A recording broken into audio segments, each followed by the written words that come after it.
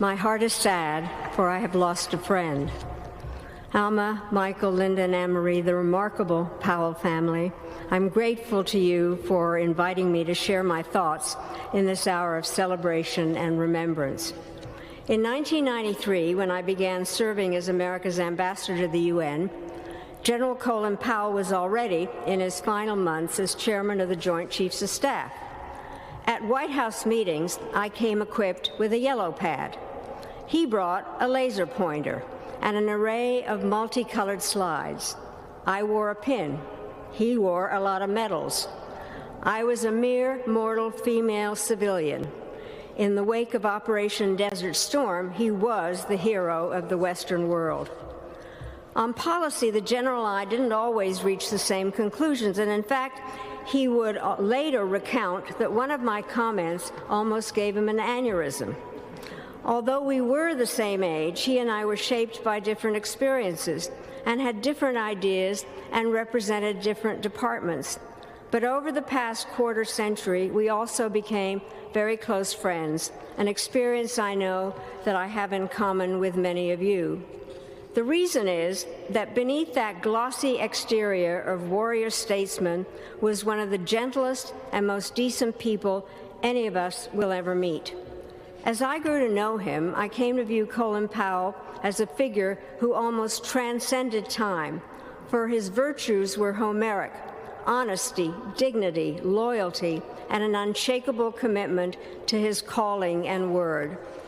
These were the same traits he sought tirelessly to instill in the soldiers under his command, the diplomats he led, the colleagues with whom he worked, the readers of his books, the audiences that flocked to his speeches, the students of the Powell School for Civic and Global Leadership, and the thousands of young people who benefited from the America's Promise Alliance that Alma and he championed. He relished the opportunity to connect with other generations. And it's always the right time, he told us, and I quote, to reach out to someone who's wanting to look up, and to each in our own way to help put that fellow American on the road to success. A first-rate listener, and in government the ultimate team player, Colin was nevertheless always true to himself. He could not be moved by any threat or tempting promise to depart from what he felt was right. He had a code instilled by his immigrant parents, honed by Army tradition, and nurtured by more than half a century of marriage. He was also guided by a conscience that, unlike many, never slept. Colin was incredibly cool. People in public life tend to hyperventilate. We open our mouths and the superlatives just gush forth. Greatest, worst, the biggest deal ever, the biggest disaster ever, as if each issue offered a choice between utopia and perdition. Over the decades, I sat in many meetings with Colin where I could almost hear his eyes roll. When it was his turn to speak, he was brilliant at bringing over-the-moon claims down to earth and distilling what truly mattered from what did not. His effectiveness was magnified by his lack of interest in racking up partisan debating points or improving how macho he could be as a negotiator. He cared only about achieving results, and somehow, through the strength of his personality, he made pragmatism charismatic.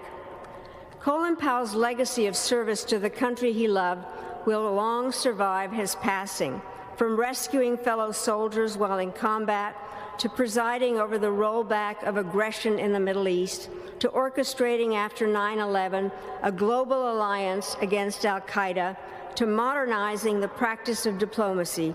He devoted the full measure of his energy and skills to advancing national interests and to the common good.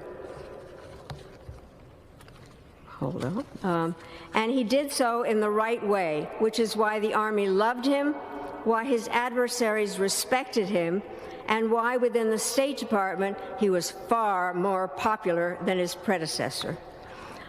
I remember the day his nomination as Secretary of State was announced, because Colin drove himself, having escaped his service, over to my house so we could begin planning a smooth transition.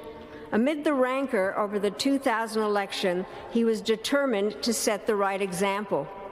There's a photo taken a few days later which shows him arriving at the State Department, and we're laughing and on the cusp of a warm embrace. I treasure that picture because it captures our relationship and had grown from one of mutual respect to one of mutual affection. It did help that we both had a sense of humor.